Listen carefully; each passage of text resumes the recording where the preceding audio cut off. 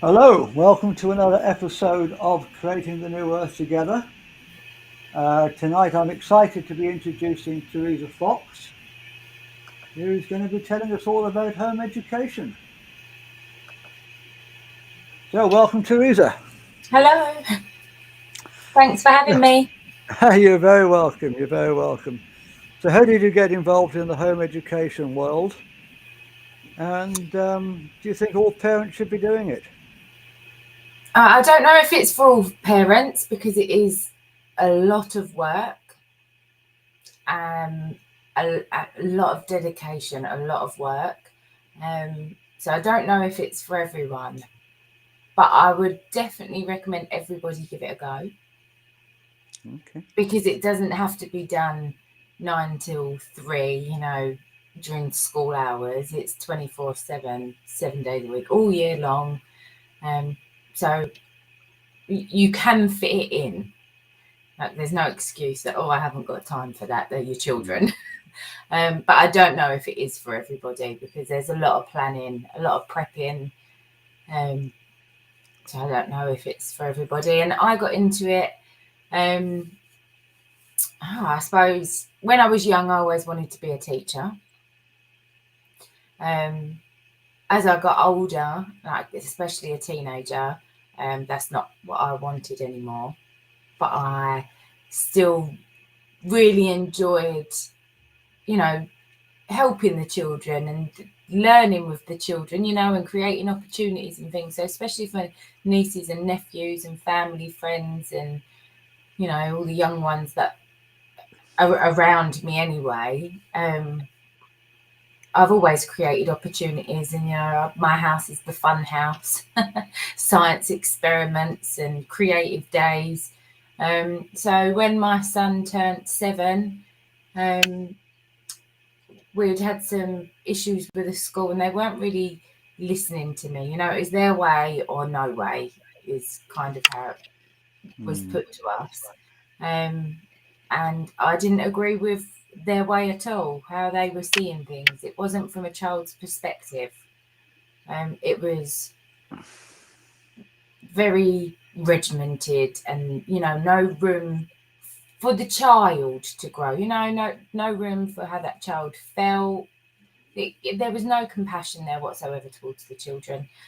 So I took Oscar out and we did it our way, I suppose, for about 1.5 years. And to be honest, no one bothered us. I didn't have anyone from the educational authority or, my local council. No one contacted us. No school bothered. Literally, we were just left to it. And we had a great time, if I'm honest, Yeah. We went So travelling. how do you go about it? Are there forms you have to fill in, or how does it work? So if your children are already in school, and just mainstream school, so we're not going to talk about special educational needs or anything like that, because that can be a different path, and that's not one that I'm experienced with. My children are just in a normal mainstream school, so the process is quite simple. You just send a letter to the head teacher of that school saying you're wishing to deregister and that you're taking responsibility to provide a full-time education under the Children's Act. And that's literally all you send to them. And by that, they have to remove your child off their register and inform the local council that you're no longer part of that school and you're providing education elsewhere. And then it's down to the council to then contact you to find out what it is you're putting in place as far as education is concerned. So, I mean, this time around, I think we're 3 and a bit weeks in. Like Oscar's grown up now, he's 12, so he's at secondary school now. And it's the 3rd time I've deregistered. Okay. So yeah, we've done it a few times, and he gets where he's already experienced school. He already is in that routine of seeing his friends. That's his social place. It's his playground time, if you like, in his world. That's where that happens.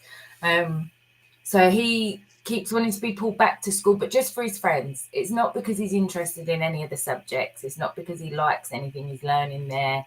It's not because of the relationship that he has with the teachers, or any opportunities that are available or open to him. It is just to be with friends. And as a parent, and he is only 12, sometimes his friendship choices are not great, the groups that he's hanging around with at this age. So, I need to have more control over that. And while he's at school, I don't have control over that. They do. And that's quite scary for me, in my experience. That's quite scary. So, yeah, we've done it again just so that I have, it's my responsibility, it's my child, and I can control that a lot more with homeschooling. Education, his social time. Now that's down to me. Yeah. Is there anything particular about the curriculum at school that you don't like? You don't think it's good for kids? To be honest, I like that there's a structure to it. I like that there's something to follow. It definitely makes planning lessons and things a little bit easier when you've already got some sort of structure there. But there's also a lot of unnecessary crap in amongst all of that is literally just to fill the space and the time. So there's no rules or guidance to say that I have to follow the national curriculum. So I cherry pick. Yeah, I pick the bits that we're interested in, and I get rid of the bits that we're not. What happens when he's ready to take his GCSEs? So that can be done privately. We can pay for those. They're not very expensive. Most of them are like less than £100. Okay. So, I mean, if we're only looking to do English, maths, and science, so even at a total cost, that's going to be £300. That's still less than what his school uniform cost me in a term. Yeah. Brilliant. So, yeah. Even if you weigh up the tutor that I pay for, even her monthly cost still ends up being less than the amount of money I've given for school trips, school dinners, new pencil case, new blazer. All the costs add up, and I see homeschooling is, if they're not the same, if anything, homeschooling can be a little bit cheaper because you can match it to fit your budget. That there doesn't have to be any unnecessary burden of finance cost or anything like that. There doesn't have to be with homeschooling. You are literally in control. It is entirely up to you. So is it a one-to-one relationship between your son and yourself, or are you part of a group where you share? So we have our little thing that we do at home. And like I say, it's 24/7 the homeschooling. So, he does his breakfast and his lunch, and we cook dinners together. Sometimes we could still be stuck in a book late at night or playing ball games. There is no time limit on our learning. And then we have my neighbour who also is homeschooling her daughter, and they're the same age, my son and her daughter. So we do group sessions together, which works out really well because then, they feel like they have a friend there. They're not doing it on their own, especially when school provided was a place for that social circle for them. So to have a group their own age outside, they're not missing the friendship circle at school. So that's nice. And then once a week we meet up with part of our community group. So I wouldn't have had the idea if it wasn't for our community group in the first place, that we could all come together and learn from each other. It doesn't have to be a teacher and students. We could all share. We'll be forever learning throughout the whole of our life. There isn't a period where, you leave school and learning stops and you know it all. So we have a community group now for, really, really young ones that have never seen inside of a classroom before to, older ones that are retired and are looking to just give back or learn a new skill or meet some people. So it's a really nice group. We offer all sorts of different opportunities. We've had food workshops, we've made salads, we've fermented foods, we've grown seeds, we've done an art workshop. We have a clay one coming up, crochet coming up. We're going to have a science and explosions session. So explosions. yeah, we're going to be doing that. We're going to be making elephant toothpaste and volcanoes and paper mache. So What's elephant toothpaste? to be honest, it was my son that said, can we make that? And it's a little bit of everything that you can find in your kitchen. And you obviously mix it all up and it makes a big explosion of foam, and you can add all different colours and stuff to it. So you'll have to watch out for our videos. Oh, we want to come once you have you back with the video of that. That sounds fantastic. Yeah, definitely. Absolutely. Yeah, that sounds so really we are exciting. up lots of stuff. We are always busy. Here, I feel like I don't get a break. I mean, kids are going to love that, aren't they? Kids are going to love that so much more than just sitting in a classroom going, oh. And putting your hands up to answer a question and, being told to sit there and be quiet. May I go to the toilet, please, miss? Exactly. I mean, all that wastes so much time. We probably sit up our table for about an hour and a half every day. And that's not with our heads just in books. We are having group discussions, and I suppose you could compare it to your traditional schooling, is what we do up the table, but no more than an hour and a half. The rest, we are pretty much play learning. Everything's play based. We're outdoors, life skills, whether it's going up to buy the shopping or budget for the week or, pay my bills. The kids help me with everything to organise, so it doesn't just stop when we get off the table. I mean, I can remember my school days many, many years ago, and we were sat there at our little desks looking at the teacher or the blackboard, and if we started gazing out of the window, and there was a lovely view out of our window when I was at school, we used to get the blackboard rubber thrown at us. Not paying attention. And we would just, kids can't concentrate for hours and hours and hours. No. After the first hour or so, we lost interest. Yeah, you can see it for yourself when you're at home. Like definitely having first-hand experience, I can see when they've had enough. And because I homeschool, I have no targets to meet. If we don't get through that bit or we don't finish that, that's okay. We can come back to it with fresh mind, a fresh pair of eyes at another time. There's no rush. You're not a failure. We just work on it in our own time when we're ready, and we'll get through it like that because there's no targets to meet.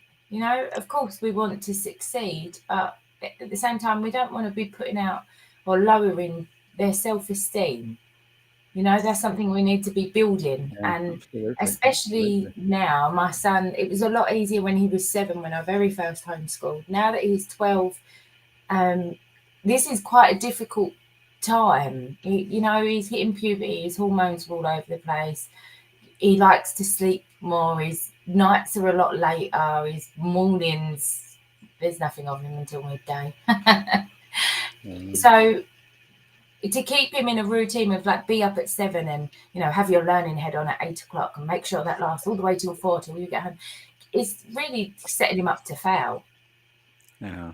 Of course, in a classroom when you're facing 30 plus kids, you can't be sensitive to the needs of each one, can you? No, that's in it. A small group, just you and a couple of other mothers and fathers together in a group.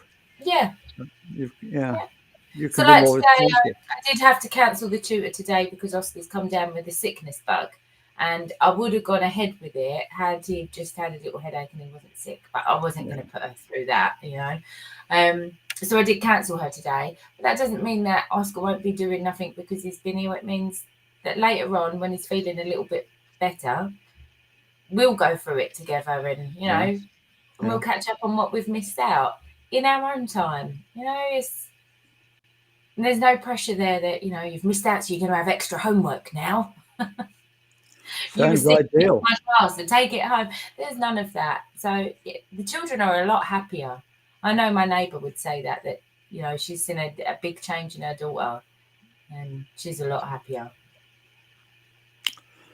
Positive round. We've got some slides to go through, Teresa. Can you? Yeah, I did. I sent you some I'll put them up. Yeah, please do.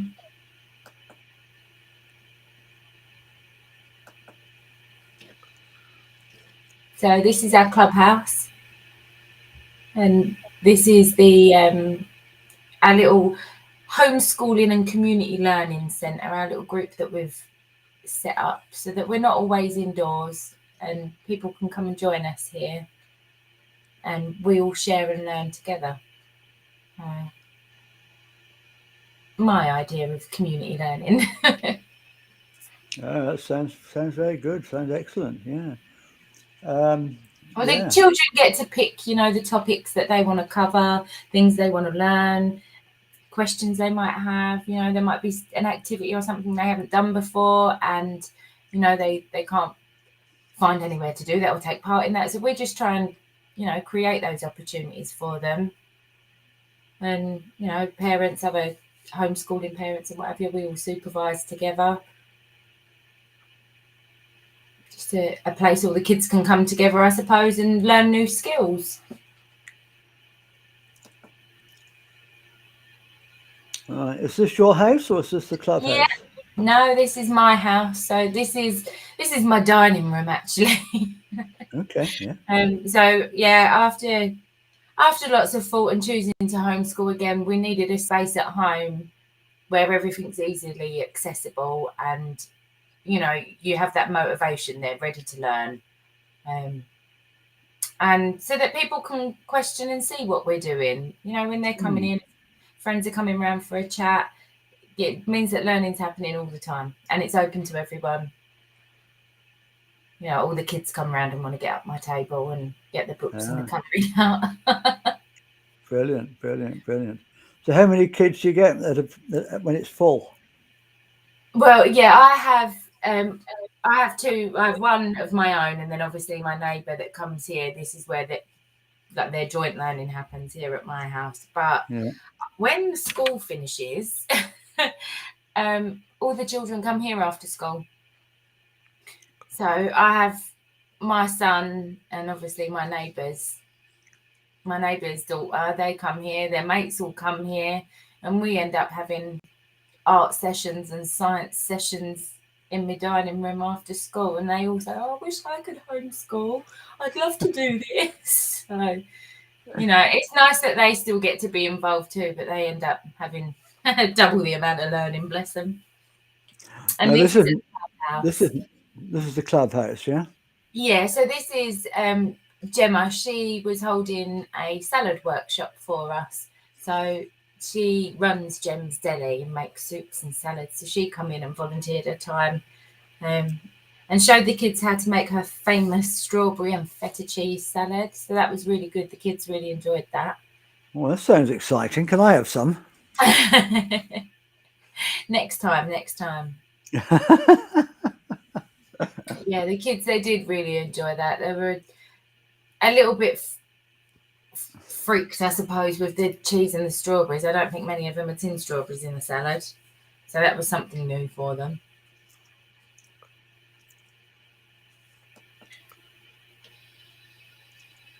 So this is my neighbour's daughter and my son. That's them making their salads and their glazes for their salads.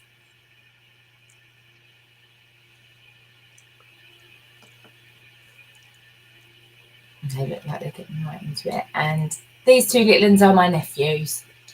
And this is our I Am Art Workshop on the left, and then on the right is the salad workshop.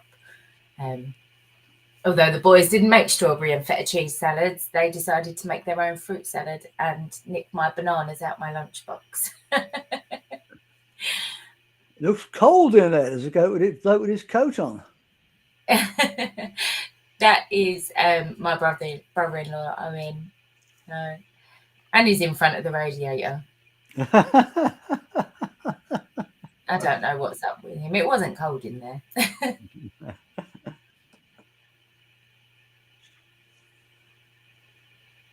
And these are, I'm going to call them my kids, even though she's not mine. She is my neighbour's. But these are my kids in our learning space in my house. So, and this is pretty much what every morning looks like. This is how they get their day started. So we work through our English, maths and science workbooks just so that we're following some sort of the curriculum, and I have some work to mark so I can, you know, follow their progress and help them in any areas where they're struggling. But this is probably the only sort of schooling type of work that we do. What's in those pots? So we have got some spider plants in there because the spider plant had babies. And we have got some herbs. So we are starting a natural medicine garden. Oh yeah, that sounds good. So we've got our herbs on the go there, ready to plant out this weekend.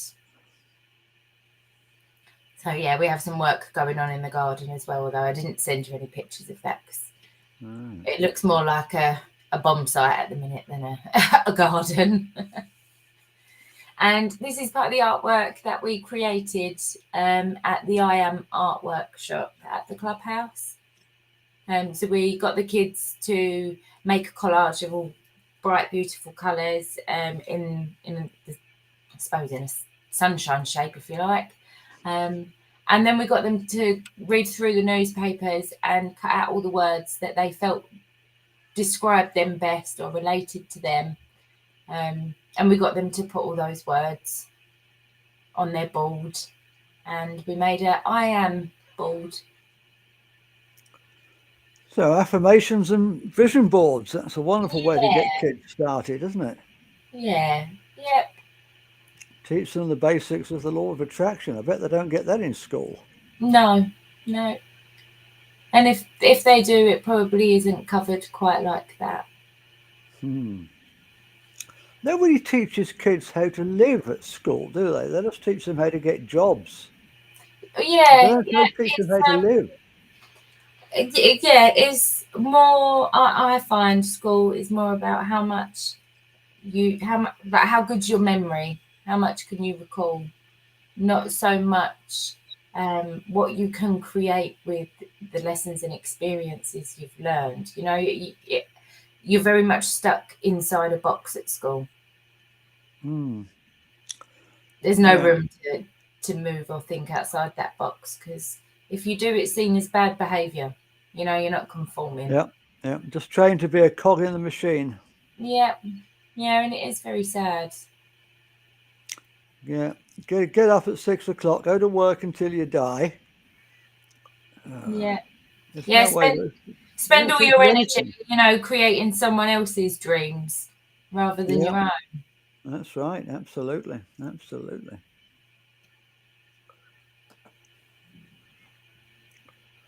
Yeah, there you go. There's our natural medicine garden. So how involved are the kids in doing this? They're getting more and more involved. It's not something they've asked to do. It is something that I have prompted them to do. But they are interested. I mean, they enjoy the foraging walks. We do go to the woodlands and stuff. We've got a forest school that we go to. So they are still very young, so they don't quite understand all the benefits just yet. But again, it's creating that opportunity for them. It's great to teach kids about foraging, isn't it? Absolutely fantastic. Yeah, especially now with spring coming as well. You know, there's some life skills there that are really valuable to the kids that they don't get nowadays. You know, it's skills that have been lost and replaced because of convenience. Yeah, teach them what they can eat and what they can't eat, and how to live from nature and not the supermarket. Yeah. All kids need to know that. It's basic stuff. Yeah, and I mean, I remember growing sunflowers and things at school and doing the odd little bit. But we wasn't really taught enough about nutrition and diet and where food comes from. Yes, we were shown it and told it, but we wasn't made to understand it entirely and how it affects us. And that whole where we fit into that chain of things. And Yeah. I mean, I know especially now, it's only now that we have an allotment and things, and that I grow herbs and stuff. But there isn't nothing that I don't make anything myself, which is been one big eye opener to me as well. That I in the past I definitely had to rely on shops for food and things, and creating a new earth. That's not the world I want to leave to my kids. So in order for them to know that skill, I'm going to have to show them. So this is kind of where that natural medicine garden and the idea for that, and growing our food, and taking on the allotment, all come into it. Is that we all have to start somewhere. So I'm quite new to that bit myself. So we're all learning together there. But I do find it's more me having to motivate the kids, especially for the hard work when it comes to the digging and the plants and stuff. I say, we're going to the allotment. And they go, oh, are we really? Kids need to know about gardening, how They to do, grow their yeah. own food. Yeah. And they're Yeah. just And not taught it. Most schools don't teach it. I mean, some schools have got gardens. yeah, I have a Particularly in 12-year-old and a Australia, I think. 1-year-old. And I wish I'd done a lot of this sooner with my son, the 12-year-old. I wish we were doing this, 10 years ago. But he is helping me now ready to plan for his little sister. So she's just turned 1, give it a couple of years, and hopefully all of this will be established by then, especially the allotment, and we'll be able to reap what we sow, from down there. So it's not just for him right now, because he's helping me plan ready, for the next generation, I suppose, the younger ones. So yeah, he has a lot more responsibility in that sense now, and a lot more independence there with looking after the little ones, and helping build for them. Are you involved with this community garden group that my friend and your brother-in-law Paul is involved in? So I think I might be part of the group, and I follow a couple of posts, but I'm not involved in any way. I've only just taken on half an allotment myself. Right, okay. And I share that with my mother-in-law. Right. And it's as old as we've been homeschooling, so 3 or 4 weeks. So it is very, very new, and there's a lot of work that needs to be down there. But it's definitely something in the future that once we have our greenhouse up and we're established, we've got a few beds down there, it's definitely something that our community group, especially with the community learning, the clubhouse and that we will use that as another base, to take the kids, show the kids they can grow their own, use the space. So it will definitely grow with us. And that's what it's all about, really. I know I'm only just starting, but all of this should grow, and then their knowledge can be passed on. So what are we looking at here? So this is Paul's workshop that we done on Wednesday, and we have sprouted seeds on the right here. So it was a nutrition workshop that he held for us. And the sprouted seeds hold, I think it's about 10 times more nutrition than a fully grown plant. So I think we have red clover and broccoli, I think we have there on the right. So the kids are trying out growing their sprouted seeds, and we also done some in dirt. So we're going to be doing some microgreens. And then on the left here, we have fermented cabbage. We were talking about how good fermenting food is for you, and how good it is for gut health, your probiotics. And then we give the kids the opportunity to make their own sauerkraut. So this is their little experiment going at the minute, and it's in my kitchen. They have to remember to come in and burp them jars every day because the gases build up, and if you leave it too long, that'll explode. So, Kids which would is what love the that. kids wanted to do. They wanted one jar to explode and one jar that they'd burp and keep nice. But I've been secretly burping it because I don't want cabbage everywhere. So yeah, we've got sauerkraut in the making as well. So lots of good stuff going on. They're killing each other. Look, they're killing each other. So we were talking about ears and how many bones you have in the ears, and then that led on to cleaning your ears, and when was the last time did you clean your ears? And then they mentioned Hopi ear candles and how that was meant to help clean your ears, and that they said beauty therapy, and their mum does it, and this, that, and the other. So I ordered some, and we looked into it and done some research and learned a bit more about the ears. So this is the kids now doing the Hopi ear candles on each other in my living room. Yeah, I love having it done. It is. It's a lovely experience. I think the kids enjoyed pulling apart the moulds more, seeing what was inside. Is that your son? Yeah, and this is him making spaghetti bolognese for dinner, which he probably cooks 2 or 3 times a week. To be honest, he does dinner. He likes to be out in the kitchen. He likes being chef. It's good to teach kids how to cook. I mean, you've got to teach them how to grow their own food and then teach them what to do with it. What to do with it? Yeah, exactly. Kids need to know this stuff. So many Yeah. kids leave school without knowing anything about it. Kids leave school thinking that milk They now doesn't know. come from cows, it comes from supermarkets. Yeah, yeah, yeah. I know one child that I said, "Where does milk come from?" And he said, "Tesco's." Yeah. So yeah, kids really do need to know this stuff. And I was lucky because when I left home at 16, my grandma had already taught me how to cook. But Yeah, most of the kids of my age didn't know the first thing about it. yeah. Same as my mum. I mean, from a young girl, from like a toddler, I've always done cooking with my mum, baking cakes. It was just the norm for us indoors that we would all help out and take part. It was never like mum's role in the kitchen or anything. If us kids wanted to help, then she'd got us all involved. So I don't know, maybe that's why I am with Oscar. You make your own dinner.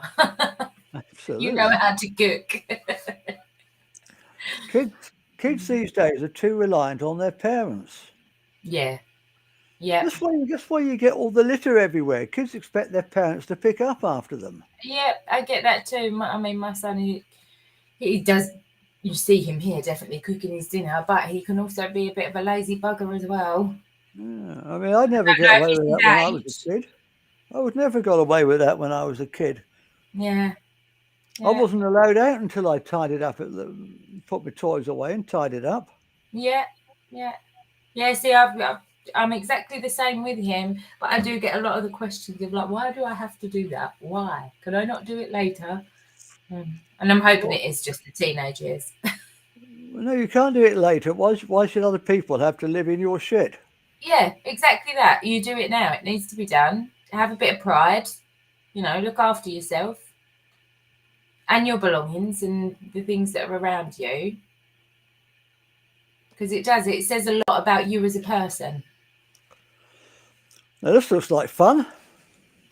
So this was a very random day we had in the week. So it was my daughter's first birthday the week before, and my friend said about taking the babies, because her little boy is only 2, about taking them to Colchester Zoo.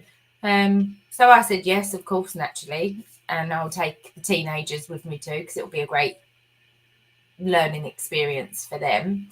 And then it just so happened that my other friend ended up pulling her child out from school, and 2 other friends joined us. So we ended up with a group of 11 of us going to Colchester Zoo and having a great day out.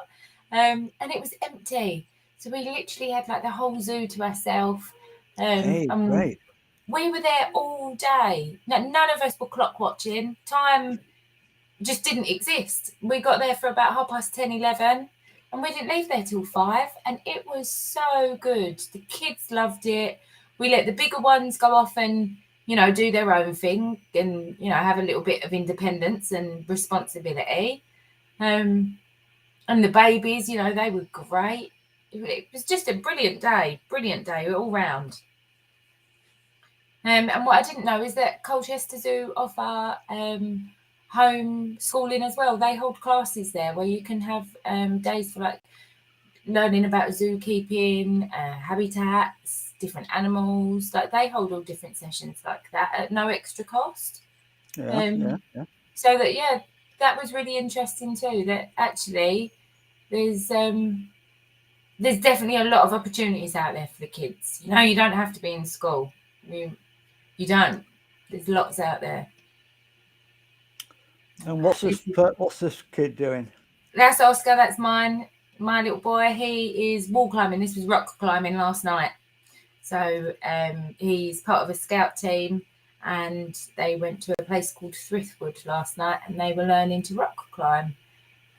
So he was out there with his group of friends, team building and learning new skills. So now I think this was about 8 o'clock last night they were doing this.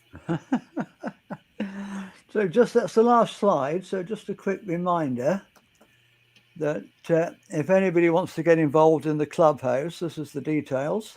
Yeah, and all the pictures that I've just shown you are pretty much just this week. That's everything that's happened just this week. So, we have lots going on here. We're so busy. And it's great for the kids. The kids are happy. I mean, that's my main concern. Oscar was turning into quite an angry child while he was at school.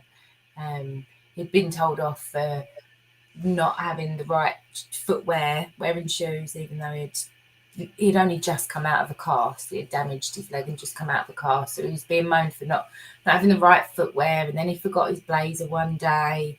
And he got to a point, I think they were sick of reminding him, because it is a waste of time for the teacher. They don't have time to, keep reminding you about uniform and shoes. That they just put him in isolation at the end. I say at the end, but that was for them, the easier way to deal with this is, rather than teach you ways to, help you remind yourself of what you need and, how to start your day and what attitude to have. It was just, I can't be bothered with you, go to isolation. You're not conforming, you go to isolation, haven't got time for you. So in the end, his attitude was, what's the point?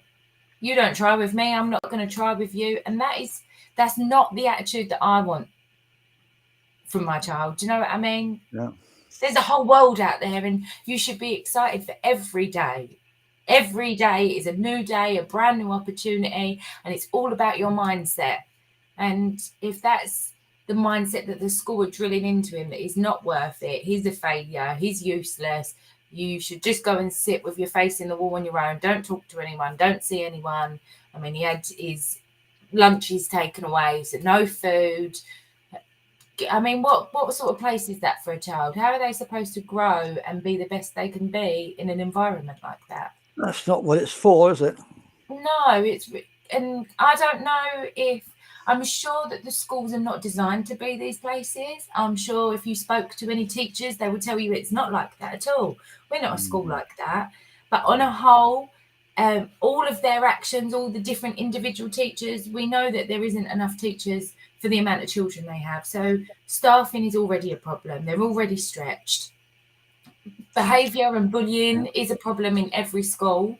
And I don't think there's enough time for even the teachers to all get together and communicate enough about what's going on and how it's affecting the children. So one teacher on their own her class, she might not think the way that I think, that it's, you know, a dark place for the children. But collectively, when you put all those teachers together, what are you creating for the children? Because I know it wasn't positive for my child, and it wasn't positive for my neighbours' children, and all the kids that come to me after school to tell me about their bad days they've been having at school, for then me to have to pick them up and, you know, raise their self-esteem and put them in high spirits, you know, fill them with positivity, for then them to go home to their parents and have dinner to start that new day.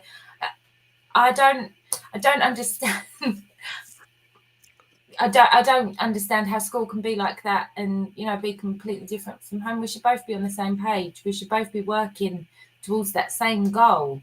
And it's, I don't feel like school and parents do anymore. You know, I feel like it's a place you put your kids because you're so busy with work and other commitments, that school is another place for convenience, if you like.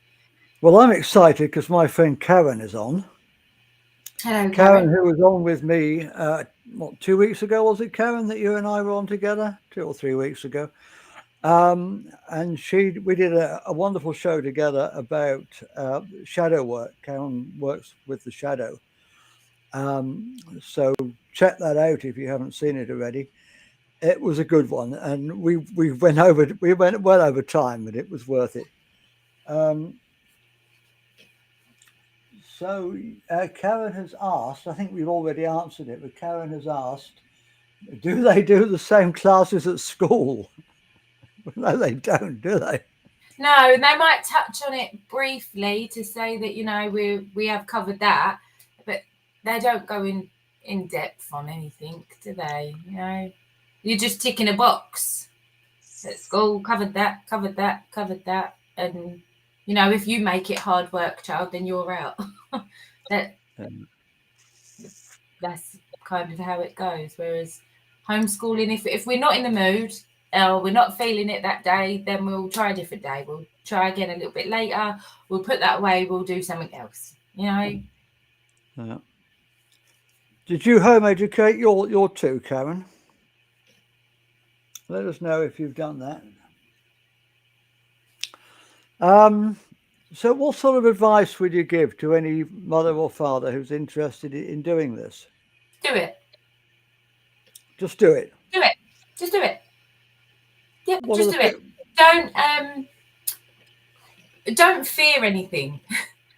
You know, the education welfare officers at your local council, they are there to support you and show you. You know, I'm sure there's some out there that want all the children in school, but, you know, don't fear that. Face it when you come to it. I know I'm not there yet. My meeting's on the 5th of April, and I'm quite sure that what I'm doing is right for my kids.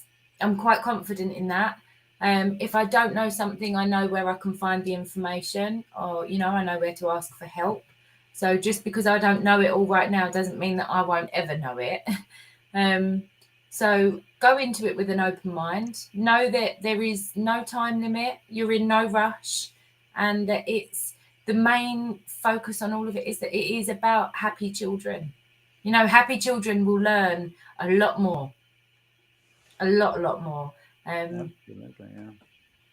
So, yeah, you know, the main bit for me is just that the kids are happy. Yeah. And everything else, I'm a parent at the end of the day. They are my responsibility. It's my job.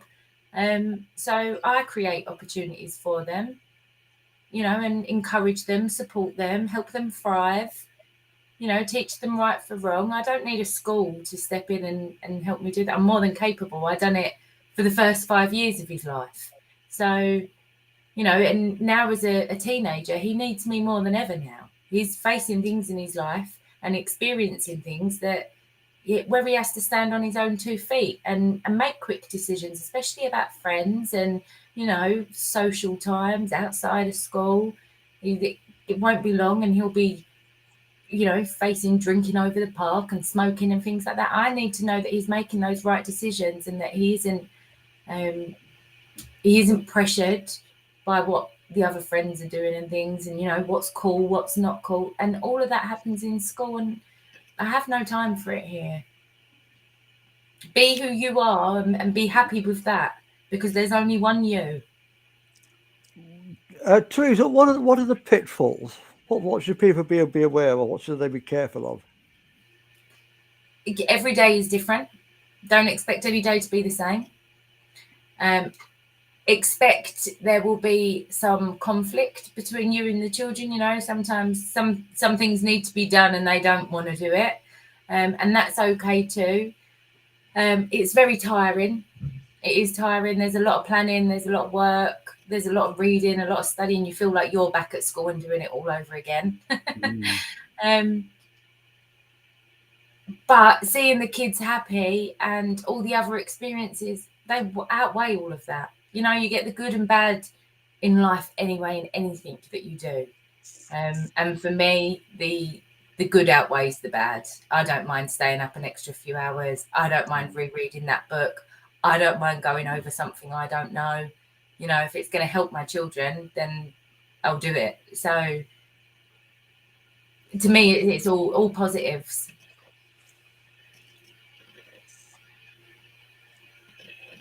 Oh, hello, Ina. Hi.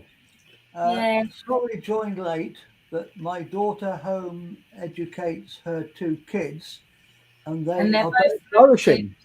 Yeah, They're happy kids. I know a lot of parents that do it. My second wife and I did it with our daughter for a while. We didn't do it all the way through, but Yeah. we Well, I did it was one with of a the couple of terms. first people to homeschool in my area when Oscar was 7. I mean, I remember being told by a few people that I was nuts and how could I do it, and they would never do it. You know, they couldn't have their kids at home with them all the time. And we done a lot, and I did have like social media and that going, and me and Oscar did go traveling. So a few people were a bit like, huh? How are you making that work? And I think got a little bit interested. Oscar wanted to be back at school, so he went back to school. That didn't work. Took him out again. He wanted to try a new school, put him back in a new school. Didn't work, so here we are again. And this time round, I know a lot more people that are homeschooling now. It seems to be a bit of the norm now than what it was when, 6 years ago. That when you say I homeschool or I home educate, people go, oh, okay then. Not that, oh, you're not at school then. Because those were the questions we used to get. We'd go up the shop, why are you not at school? We don't go to school. Ina said, yes, happy and the social life is good. And they meet up with lots of other home ed Home ed groups groups and have a great time. and they have a great time. Yeah, Yeah, absolutely. yeah. Yeah. Yeah, because you're not stuck in a year group or in a classroom with kids the same age. You know, it's not just from 11 to 16 years. I mean, at our group, we've got, I mean, Ada is the youngest. She's only just turned a year old. She's the youngest there. And I think we've had like 70-year-olds there. So, I mean, it goes right from young all the way up. I mean, everybody's welcome. You don't get that at school. I mean, when we did it, I mean, I'm going back about 25 years now. Um, we moved out of inner city London and moved to Lowestoft. And the school that she was in London was CRAP. It was rubbish. Mm-hmm. And when she went to the school in Lowestoft, they were very, very broad-minded. Um, they gave her an aptitude test and decided they'd have to put her back a year.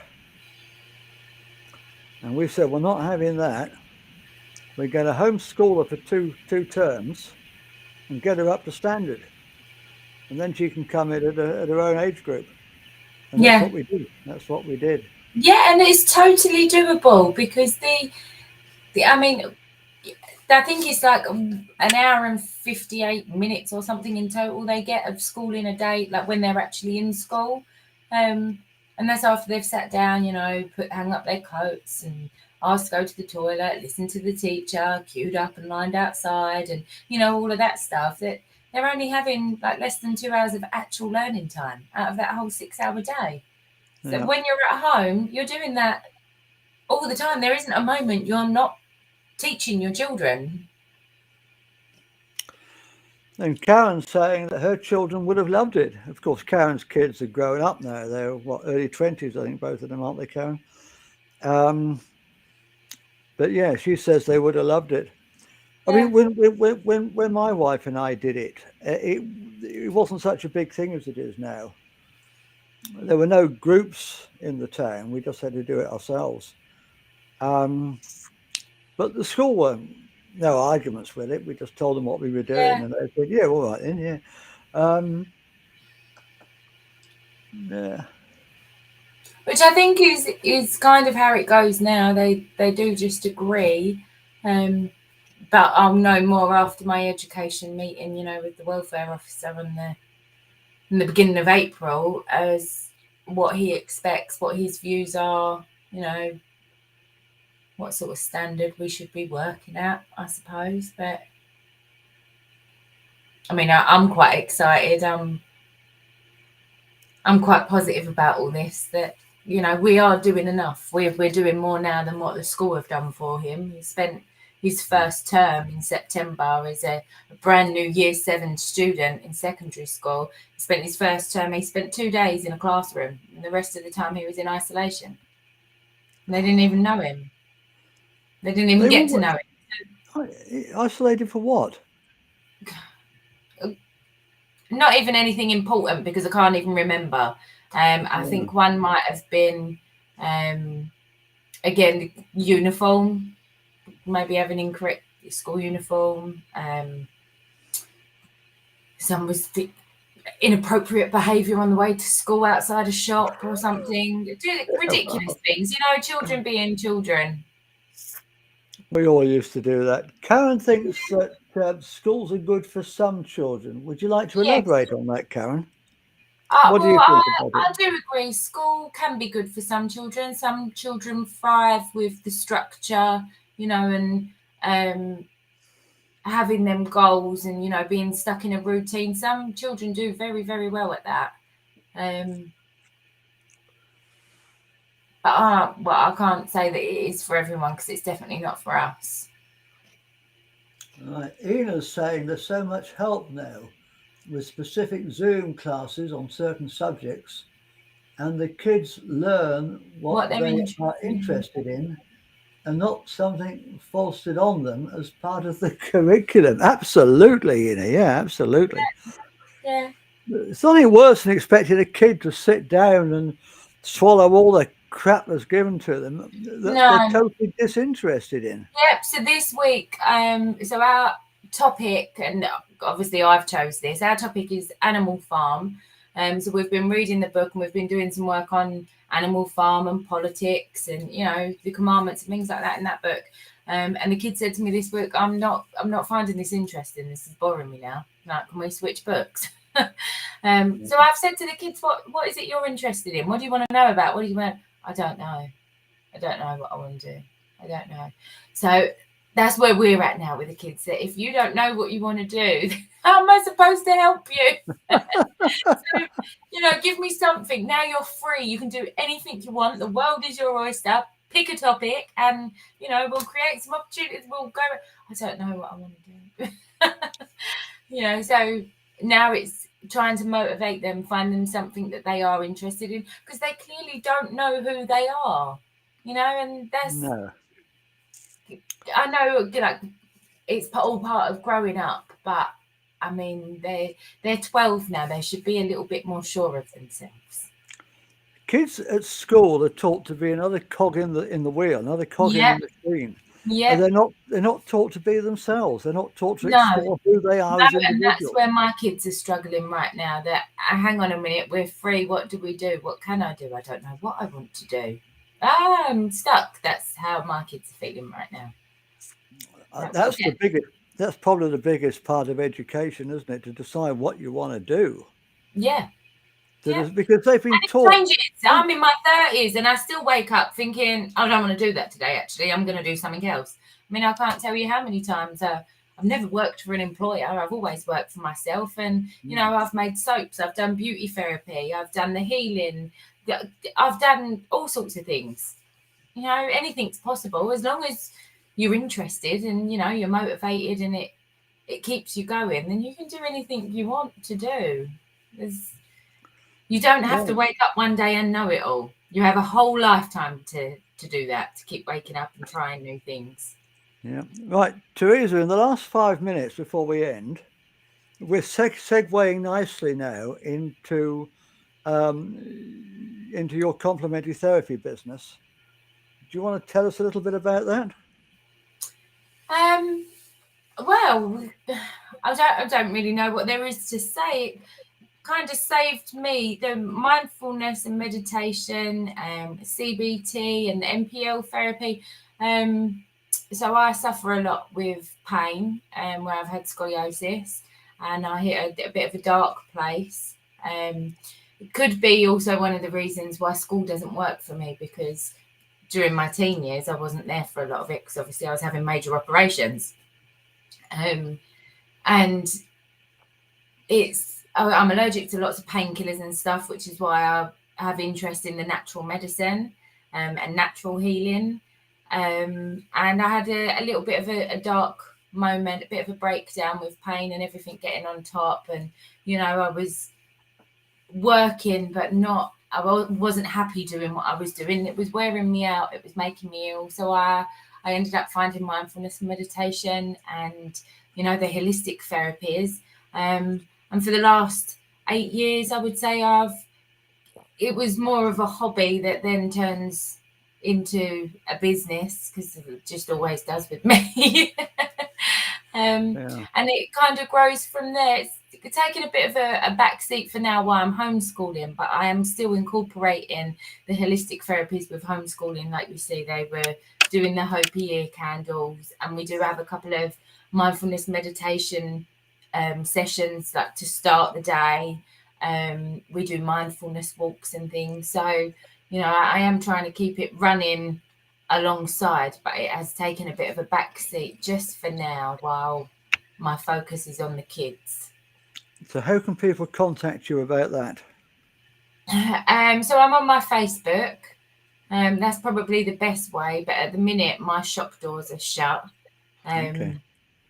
Just for the time being, because I'm so busy with everything else that I'll end up making myself ill again, because there isn't enough of me to go around. So I have to prioritize, and right now the kids come first. So, but if anyone does want to know anything, catch me on my Facebook, Teresa Fox. And there's lots on there. Or I have the Crystal Cauldron. I have a Facebook page there. Lots going on. So can you send me all the links and I'll put them down I can send you the links to those. Yeah, that I can do, and you can pop it in your description or something. Now I'm going to put you on the spot now. So don't feel free to say no, because we didn't prepare this ahead of time. But if you're not pushed for time, if you're able to let us run over a little bit, and I'm happy to run over, would you like to end on a short mindfulness meditation? Yeah, we can do that. Great. We can do that. Okay. I don't have any music or anything prepared. That's probably best, because the sound tends to go a little bit funny. funny on here, doesn't it? Are you going to put me on the big screen? Yeah, you're on the big screen. People don't have to look at my ugly face anymore. So let's focus on our breathing, and bring ourselves back to the here and now. So take 3 deep breaths, breathing right into your belly and out through your mouth. Soften your gaze in the process and just relax into this moment.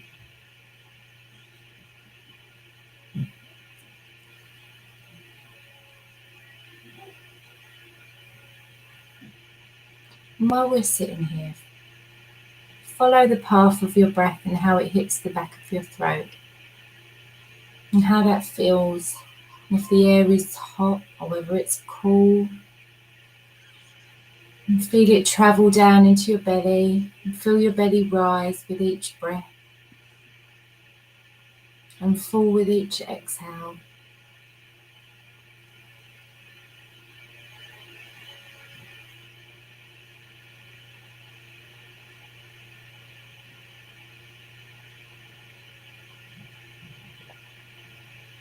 And just say to yourself, I am here and I am safe.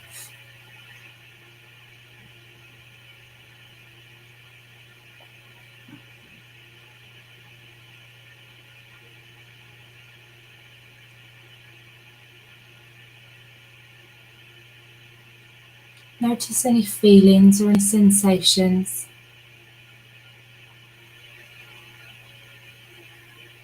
But just notice them, don't pay them too much attention.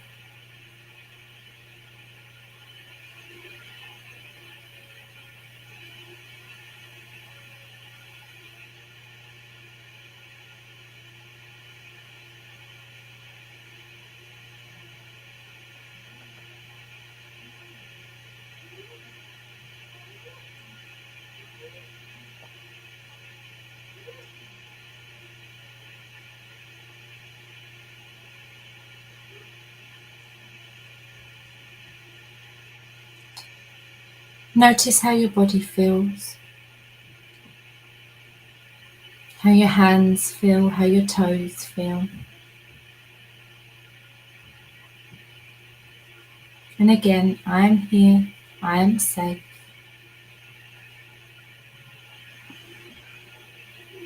And take a few more deep breaths.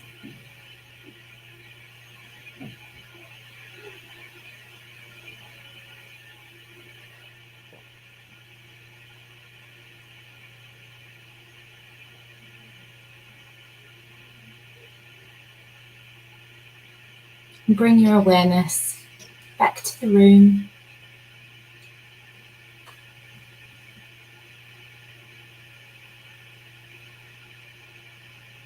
And everything should feel a little bit calmer, a little more still. And you should be back in this present moment. I know I'm a lot more chilled now. I felt like I was rambling on there with you, Jack. 100 miles an hour. It's nice to just sit there in silence for a minute. Yeah, thank you, Teresa. That was lovely. I No, always feel thanks for calm. having me. Always feel calmer after your mindfulness meditations. No, it's definitely good to just sit there for a minute and, come off that high, because there's definitely a buzz, especially when we're chatting and, thoughts are going everywhere, that I know I come off these shows and I'm still buzzing like I've drunk 10 cups of coffee. So it's nice to sit there. So thank you very much, Teresa, for tonight. Thank you for having me. Thank you, Ina and Karen, for interacting. Yes. Don't forget, if you want to catch the show I did with Karen, it's a couple of weeks ago. You can Yeah. on this channel you can Yeah, I'm watch going to have it. a look. As soon as we're off of here, I'll have a look. If you want to see more of Teresa, she normally comes on the Monday show I do with Paul Simon Smith. Yes, I'll be seeing you on Monday. Also on the same Facebook channel, so you can catch all of those. Now, next week, I have another very special guest, actually, an absolutely amazing lady, a friend of mine from France, who's going to come on, who's a seer, a remote viewer, an astrologer, a shaman. We're not quite sure what we're going to talk about yet, but there's a lot that we can talk about. Sounds exciting, though. There's a lot to talk about there. So do please come on next week. That's going to be really, really exciting. And who is that with Brigitte and Tom. Oh, lovely. Brilliant. Now, I look forward to that. if you want to catch all the shows, all the schedules, that we've got a Facebook group called Co-Creating the New Earth Together. And we've also got a website, co-creating the new word together. It's the initials. It's ctnet.tv.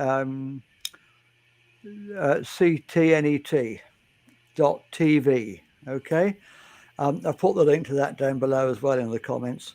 So you can get all the past shows, and you can get the schedule of the forthcoming shows from that.